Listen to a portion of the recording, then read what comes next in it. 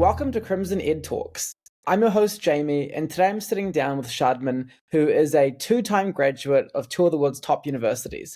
Shadman pursued a bachelor's degree at Duke University, where he graduated with distinction, majoring in public policy analysis, with all kinds of experiences in areas like economics, Spanish, even a certificate in Marxism and Society. Most recently, he graduated one of the world's top graduate schools, Stanford University's Master of Arts, with a focus on policy, organization, and leadership studies. Today, we're going to dive deep into what it takes and how he was able to succeed at one of the world's best graduate schools, get his insights for you guys to help you figure out how you too can navigate graduate school admissions. Shadman, to kind of get things going, can you give us a bit of an overview about yourself, your background, what motivates you? Totally, Jamie. Great to be here. Hi, everyone. As Jamie mentioned, I am leading our graduate school admissions here at Crimson, and a lot of it comes from my own journey, just kind of understanding the graduate school landscape and really seeing the impact that it brings to a lot of students. So on my own end, when I was going through the graduate school journey, I had just finished a pretty exciting early career in the intersection of both education, innovation, and entrepreneurship. And I really wanted to understand,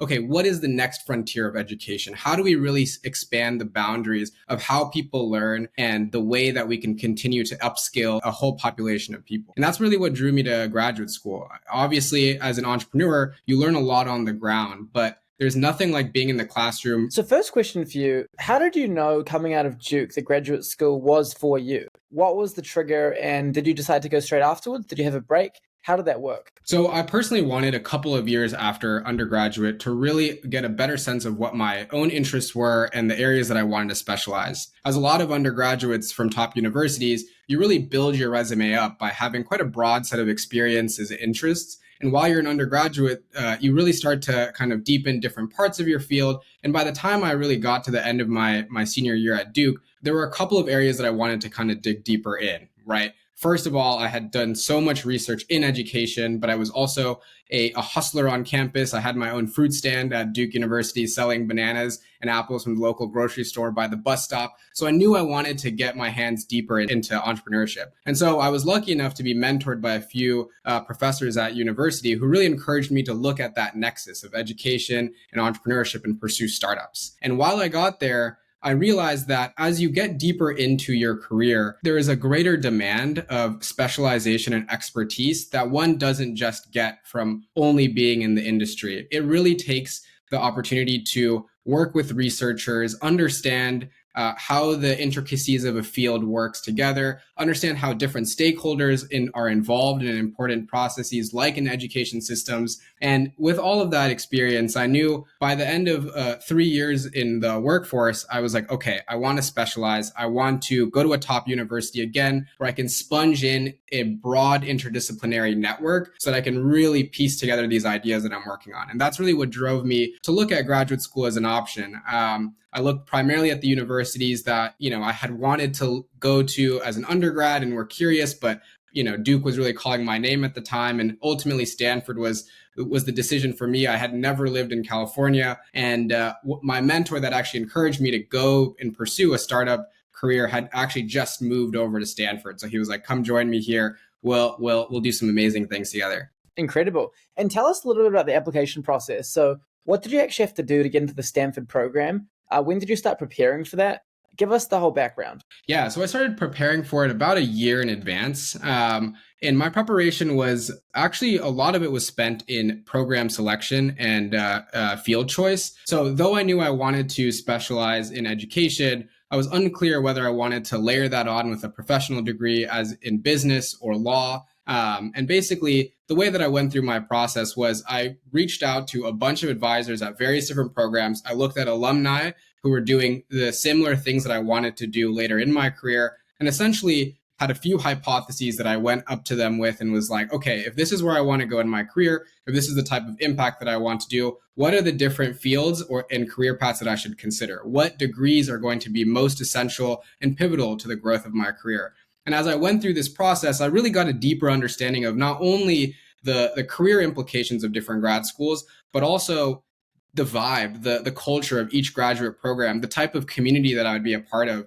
And as I went through that process, it really kind of opened my eyes of who was the person that I wanted to be after graduate school. And ultimately, those were the research points that really fueled my journey and informed my decision. And after I knew where I wanted to go, I got pretty rigorous in terms of doing my GRE prep, making sure that I had the scores that I needed to get, and reaching out to program advisors in the program that I wanted to speak to, start building relationships with faculty so that when I did send in my application, I knew I had a lot of eyes on my application that were familiar with my name and ultimately would be able to vouch for me when I got there. Incredible. Now, one thing that strikes me is when you're at Stanford, you did all kinds of things. I know you're involved in the Digital Device Equity Project. You were also a case writer for the Stanford Graduate School of Business, which is actually pretty incredible because a lot of folks who do that are, way older than I think you were at the time. What was it like to be on that Stanford campus? So I think the best way to maximize your graduate school experience is actually prepare it before you even get there.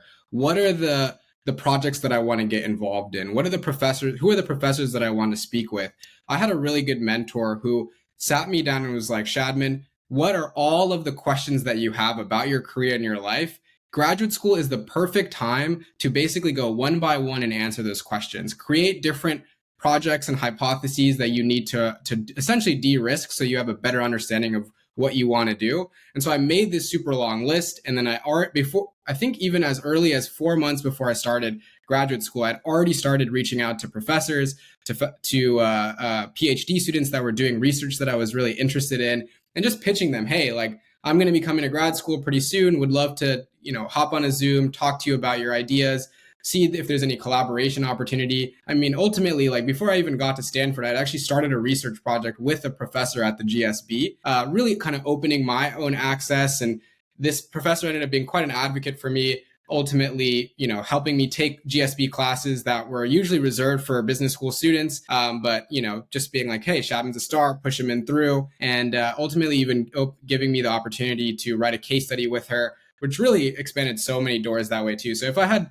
number one tip to any graduate program, I hear this from students who are pursuing business degrees, law degrees, use this time as a little bit of a chamber where you have two of the most valuable assets that are really known to man, which is a powerful network and time. And when you have those two things together, there's got to be a way that you can figure out how to maximize all of that so you create tremendous value for yourself as you go through this experience.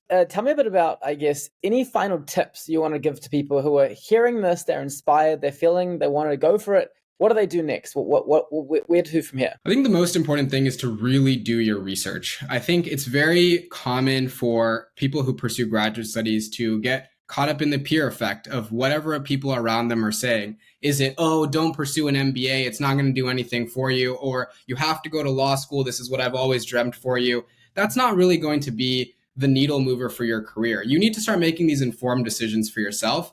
And there's a big step that's required even before the application process begins, where you're talking to people in program, finding alumni, learning about the intricacies of the programs itself. And really, as you do that research, you'll start to accumulate a very strong understanding of what you need to do to differentiate yourself in your applications. And that's going to be key. Is a lot of these graduate programs, especially at the top universities, which is really where you want to be going in order to maximize your career impact, you really need to understand, how am I differentiating myself as a candidate? What is the value I'm going to be bringing to this campus and to this program? And that really comes from spending a decent amount of time before even the application process begins in learning your why, doing your research, and really beginning the networking process. What are you doing now, Shadman? What comes next? I'm leading Crimson's graduate school admissions, and Crimson's graduate school admissions is a great team. We've already locked in so many admissions to the top business school programs like Stanford GSB, Harvard Business School, Wharton, and similarly, we're building up a really strong bench and series of expertise at master's programs in computer science at Stanford, PhDs in artificial intelligence and data science. We're really building a great team that's focused on how do we really help our community specialize and excel in their careers. Amazing. Great stuff. Thanks so much for being with us today. Yeah, totally.